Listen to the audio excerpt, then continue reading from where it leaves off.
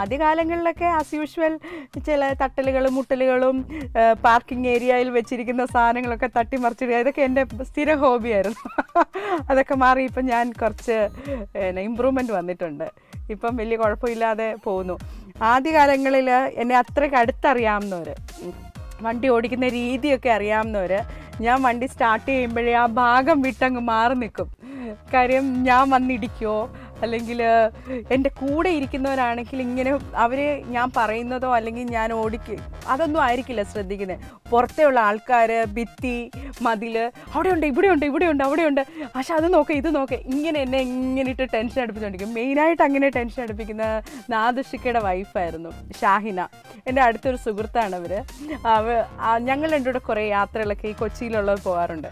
ഷാഹിന വണ്ടിയൊക്കെ കയറിയാൽ എന്നെ ഏറ്റവും കൂടുതൽ ടെൻഷൻ അടുപ്പിക്കുന്നത് ഷാഹിനയാണ്. ഞാൻ എപ്പോഴും പറയും ഷാഹിനെ വണ്ടിയിൽ നിന്ന് ഇറക്കി വിടും അല്ലെങ്കിൽ ഓടിക്കും.